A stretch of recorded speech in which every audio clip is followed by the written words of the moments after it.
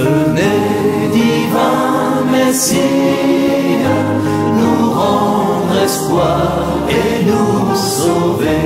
Vous êtes notre vie. Venez, venez, venez. Ô Fils de Dieu,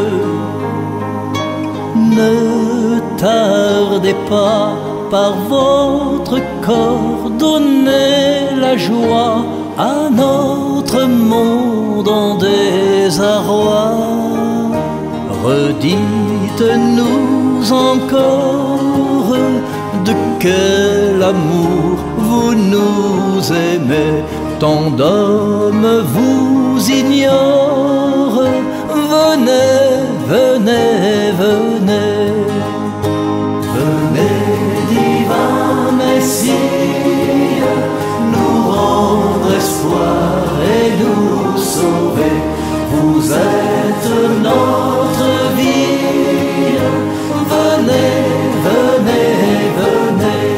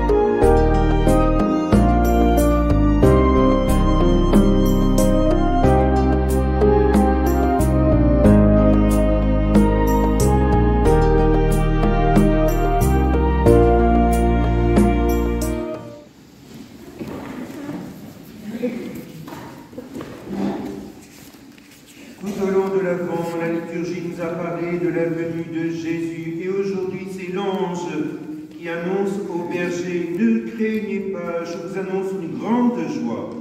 Aujourd'hui, vous est né un sauveur, qui est le Christ, le Seigneur. Cette bonne nouvelle était annoncée depuis plusieurs siècles. Un peuple qui marchait dans les ténèbres. Ces ténèbres, c'était celles de l'exil et de l'oppression étrangère. Cela avait duré 50 ans. Ce message de Noël dans les ténèbres marque aussi douloureusement la vie de notre monde. La bonne nouvelle, c'est que Dieu ne nous abandonne pas. Il vient à nous. Il vient nous rendre espoir et nous sauver. Tout au long des évangiles, nous entendons parler d'un Dieu qui est Père, un Père qui aime chacun de ses enfants que nous sommes. Il est venu chercher et sauver ceux qui étaient perdus. La fête de Noël vient nous rappeler que le vrai Dieu est amour. Il ne cesse pas d'être autre chose. Dans un monde pollué par la haine et la violence, il est celui qui nous apporte la vraie lumière. Ce Jésus dont nous fêtons la naissance a été annoncé tout d'abord aux bergers.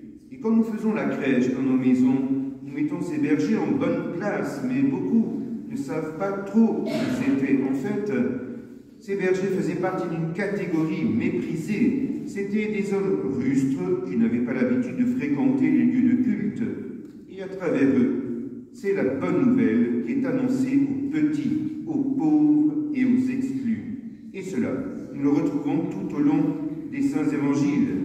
Jésus est venu pour nous dire qu'ils ont la première place dans le cœur de Dieu. C'est vrai, les évangiles nous rappellent la mission de Jésus auprès de ceux et celles qui sont accablés par des souffrances de toutes sortes.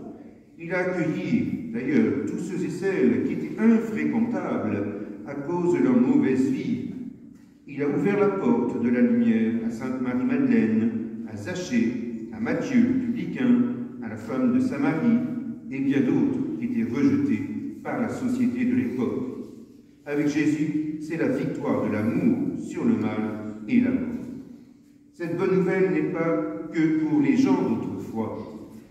Cette bonne nouvelle est pour tous les hommes de tous les temps. Elle est pour nous aussi. Elle doit être proclamée dans le monde entier. Des associations s'organisent pour aller vers les plus pauvres, les personnes seules, celles qui sont à la rue, celles qui n'ont pas les moyens de faire la fête. Des messes sont célébrées aussi dans les prisons, les hôpitaux, et le Christ rejoint tous ceux et celles qui sont accablés par la maladie, le deuil, le chômage, les conflits familiaux. Bien sûr, le Seigneur ne va pas faire un miracle pour résoudre tous nos problèmes, mais il marche avec nous. Parfois même, il nous porte, il nous ouvre un chemin d'espérance. Fêter Noël, c'est donc accueillir cette bonne nouvelle qui vient changer notre vie et celle du monde. Ce Jésus dont nous fêtons la naissance continue à venir. Il frappe à notre porte. Dieu continue à nous envoyer son Fils bien-aimé.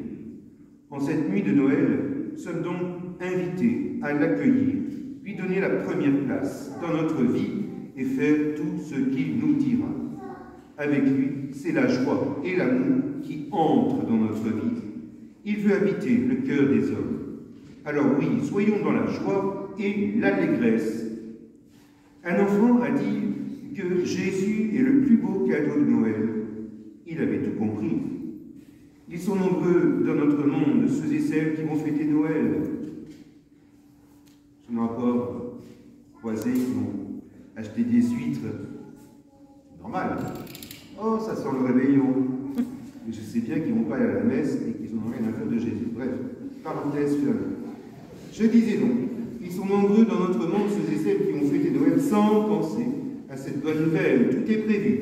Le sapin, les décorations, les cadeaux, le réveillon. Mais n'oublions pas celui qui est à l'origine de ces festivités, Jésus. L'Eucharistie qui nous rassemble en cette fête de Noël nous rappelle que le Fils bien-aimé du Père ne cesse de vouloir nous rejoindre. Il continue à vouloir venir chez les siens.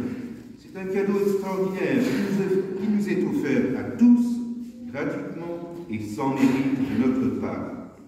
Avant la communion, nous entendons le prêtre nous dire « Voici l'agneau de Dieu, voici celui qui enlève les péchés du monde. » Le Christ de Jésus ne demande qu'à se donner à tous.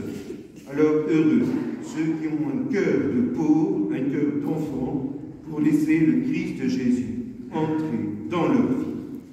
Au nom du Père et du Fils et du Saint-Esprit.